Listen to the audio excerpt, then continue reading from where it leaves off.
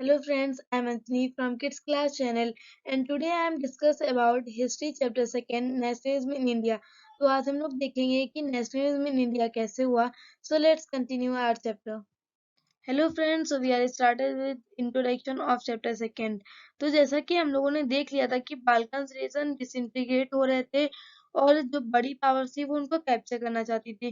तो इस चैप्टर में हम लोग उसके आगे से कंटिन्यू करेंगे। हम लोगों को बताया जा रहा है कि 1914 में फर्स्ट वर्ल्ड वॉर हुआ था और वो फर्स्ट वर्ल्ड वॉर किन दो पावर्स के बीच में हुआ था? एलाइड और सेंट्रल पावर्स के बीच में। एलाइड पावर्स में कंट्रीज आती थी रशिया, ब्रिटेन, अमेरिका और जापान। और सेंट्रल पावर्स में जो कंट्री थी वो आती थी Austro Hungary, Germany, Ottoman Empire. इसी दौरान क्या हो रहा था कि इंडिया को ब्रिटेन ने कॉलोनाइज करके रखा था, यानी कि इंडिया पे ब्रिटेन रूल कर रहा था। तो इसी वजह से जब ब्रिटेन ने फर्स्ट वर्ल्ड वॉर में अपना पार्टिसिपेट किया तो इंडिया पे उस वक्त बहुत बुरा इम्पैक्ट हुआ। क्योंकि इंडिया से जितनी भी मिलिट्री सप्लाईज थी वो ब्रिटेन को जाती थी, तो इंडिया पे उस पे बहुत बड़ा इम्पैक्ट पड़ा। तो now we are going to next slide. So now friends we are started with impact of first world war. तो अब हम लोग देखेंगे कि फर्स्ट वर्ल्ड वॉर का क्या इम्पैक्ट पड़ा था हमारे इंडिया पे। जैसा कि हम लोग जानते हैं कि ब्रिटेन ने पार्टिसिपेट किया था इन फर्स्ट वर्ल्ड वॉर में, तो इंडिया को बहुत ज्यादा मिलिट्री सप्लाई देनी पड़ती थी ब्रिटेन को, तो इसीलिए डिफेंस एक्सपेंडिचर जो था इंडिया का वो बहुत ज्यादा बढ़ गया था। इसीलिए ब्रिटेन ने कस्टम ड्यूटीज और इनकम टैक्स बैरियर्स को और ज्यादा बढ़ा दिया था। तो इसी वजह से फाइनेंस तो बैलेंस हो रहा था, बट हम लोगों को बहुत ज्यादा प्रॉब्लम फेस करनी पड़ रही थी। जैसे कि प्राइसेस ऑफ गुड्स जो थे वो डबल हो गए थे 1913 से 1918 के दौरान में। और फोर्स रिक्रूटमेंट इन आर्मी, और लोगों को जबरदस्ती आर्मी में भर्ती कराया जा रहा था, और लोगों की क्रॉप्स भी फेल हो गई थी 1918-1919 के दौरान में। शॉर्टेज ऑफ फूड भी होने लगी थी, क्योंकि जब क्रॉप फेल हो गई थी तो फूड भी कहीं से नहीं मिल पा रहा था। तो 13 मिलियन पीपल्स डाई हो गए थे इन्फ्लुएंजा एपिडेमिक की वजह से। तो कहने का मतलब ये है कि बहुत सारी मुसीबतें आ रही थी हम लोगों पे फर्स्ट वर्ल्ड वॉर के दौरान, लेकिन फिर भी ब्रिटिश जो थे वो हम लोगों पे बहुत ज्यादा टैक्स लगा रहे थे। तो इसीलिए अब आगे देखते हैं कि इससे हमें कैसे छुटकारा मिलता है। तो फ्रेंड्स, जैसा कि हम लोगों ने डिस्कस किया था कि ब्रिटिश बहुत ज्यादा अत्याचार कर रहा था इंडिया पे, तो इसीलिए हम लोग सोच रहे थे कि हम लोग कैसे फ्री हो सकते हैं ब्रिटिश अत्याचार से। तो यहीं से हम लोगों को दिखा कि महात्मा गांधी इंडिया वापस आ गए हैं और वो अपने साथ सत्याग्रह का आइडिया लेके आए थे। तो देखिए, जनवरी 1915 में महात्मा गांधी वापस आए थे साउथ अफ्रीका से, और साउथ अफ्रीका में भी उन्होंने सत्याग्रह मूवमेंट चलाया, जिससे कि रेसिज्म वहां का थोड़ा बहुत खत्म हो गया था, जिससे कि वो वहां पे सक्सेसफुल रहे थे। तो उन्होंने सोचा कि इंडिया में भी हम सत्याग्रह मूवमेंट चलाते हैं।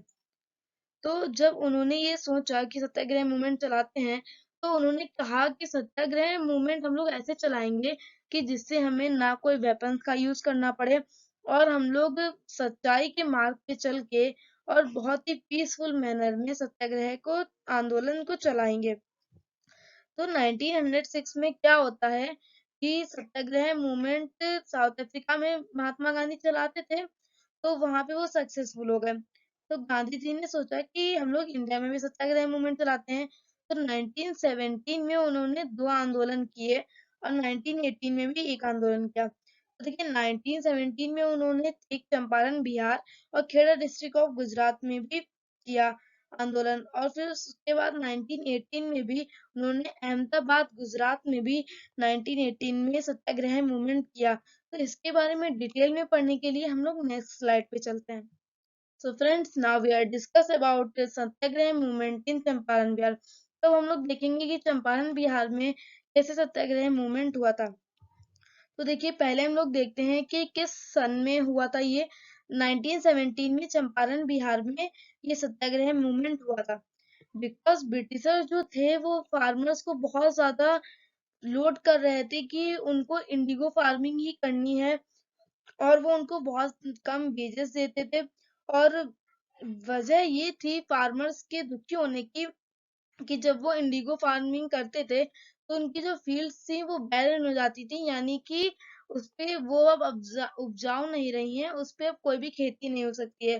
तो इसीलिए ब्रिटिशर्स जो थे वो उनको कम पैसे भी देते थे, तो फार्मर्स बहुत ज़्यादा दुखी थे इस बात से। तो इसीलिए महात्मा गांधी ने वहाँ पे सत्याग्रह आंदोलन चलाया, जिससे कि फार्मर्स को थोड़ा आज़ादी मिले। So friends, now we are discuss about Satyagraha movement in Kheda Gujarat. तो हम लोग देखेंगे गुजरात की खेड़ा डिस्ट्रिक्ट में महात्मा गांधी ने क्यों सत्याग्रह मूवमेंट चलाया था। तो देखिए महात्मा गांधी ने यहाँ पे पेजेंट्स के लिए सत्याग्रह मूवमेंट चलाया था, और ये उनका सेकंड सत्याग्रह मूवमेंट था जो कि 1918 में उन्होंने चलाया था, यानी कि 1 ईयर बाद। जो उन्होंने सत्याग्रह मूवमेंट फर्स्ट सत्याग्रह मूवमेंट चलाया था, उसके 1 ईयर बाद उन्होंने ये दूसरा सत्याग्रह मूवमेंट चलाया था। And he started it because peasants affected by crop failure and plus epidemic। तो देखिए क्रॉप भी लोगों की फेल हो गई थी, और वहां पे प्लस epidemic नाम की एक बीमारी आ गई थी। इसी वजह से जो पेजेंट्स थे वो बहुत ज्यादा बीमार पड़ रहे थे, और उनको उनके पास पैसे नहीं बचे थे कि जिससे वो रेंट पे कर सकें। तो इसीलिए वो रेंट नहीं पे कर पा रहे थे, तो लेकिन ब्रिटिशर्स उन्हें फोर्स करते थे रेंट पे करने पे। तो इसीलिए महात्मा गांधी जो थे उन्होंने वहां पे अपना सत्याग्रह मूवमेंट चलाया, जिससे कि पेजेंट्स को थोड़ी आजादी मिले। तो friends, now we are discuss about Satyagraha movement in Ahmedabad Gujarat. और देखिए ये खेड़ा डिस्ट्रिक्ट ऑफ गुजरात में भी 1918 में ही सत्याग्रह मूवमेंट चलाया गया था, और अहमदाबाद गुजरात में भी 1918 में ही सत्याग्रह मूवमेंट चलाया था। तो आपको कंफ्यूज होने की जरूरत नहीं है। तो सत्याग्रह मूवमेंट कब हुआ था खेड़ा डिस्ट्रिक्ट ऑफ गुजरात में? 1918 में। और अहमदाबाद गुजरात में कब हुआ था? 1918 में ही। और ये मूवमेंट इसलिए हुआ था क्योंकि कॉटन मिल वर्कर्स जो थे उनको बहुत ज्यादा कम वेजेस मिल रही थी।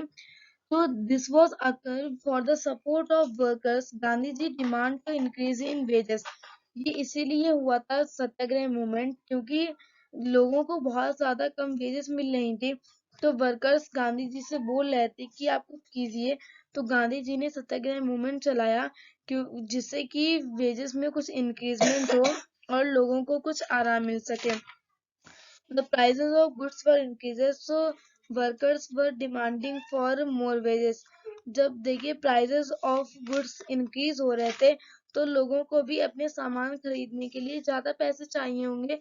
तो इसीलिए लोग चाहते थे कि हमारी वेजेस में भी इंक्रीजमेंट हो। सो अगर आपको ये वीडियो अच्छी लगी हो तो please like and subscribe my channel. So friends, bye.